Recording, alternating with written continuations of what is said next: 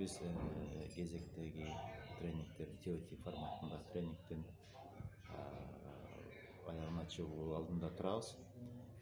Бул жайында башталган жаратылыш деген жалпы темадагы органикалык өндүрүштү органиканы жайылтуу боюнча тренингтердин алкагында бул акыркы күнү аябай жемиштүү болуп атат десек болот. Себеби бул жерде эми койко уюмуна ыраазычылык, булардын уюштуруусу менен каржылоосу менен Биосервис коомдук уюму өткөрүп атат. Ал жерде эл аралык тренерлер ИФОАМ уюмунан келип өздөрүнүн тажрыйбасын, билимин бөлүшүп атат.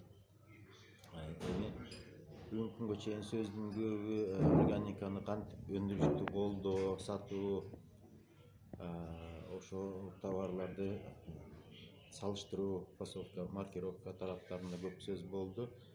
Таанымал белгилери жөнүндө дагы. Анан эми мындан кийинки кадам жеке менин оюмда ушул элге терең катмарына жайылтуу үчүн бул органиканы билим берүү, саламаттык сактоо системалары аркылуу дагы элдин калың катмарына маалымат жеткириш керек го деп ойлойм да.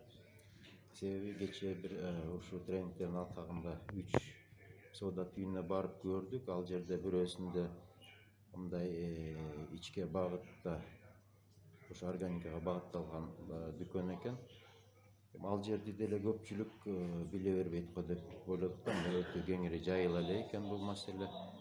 Глобус соода түйүндөрүнүн ичинде айрым товарлар эле болбосо, буга да өтө көп көңүл бурулбайт экен. Бул эми мен жеке глобус жөнүндө эмес, баардык эле гипермаркеттерде ушундай сүрөттөрдү көрүп жүрөбүз бүгүнкү күндө.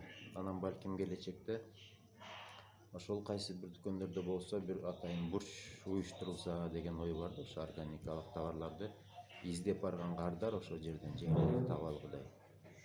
Анан ошо жанакы айткандай эле бул мектеп курагынан баштап кечээ ошо бир дүкөндүн ушундай жазган бир чакырыгында орусчасынан которгондо бул мындай аң сезимдүү тамактануу деп которсок болот го дейм. Ошо тамактанууга деле олуттуураак мамиле кылыш керек деген чакырыкты ташташ керекпи деп ойлоп турам да. Ошо бүгүнкү күндө жанакы системалар аркылуу билим берүү мектеп курагынан баштаган, анан саламаттыкты сактоо бүгүнкү күндө жаман дагы эмес, бул фарминг индустриянын эле куралы болуп бараткандай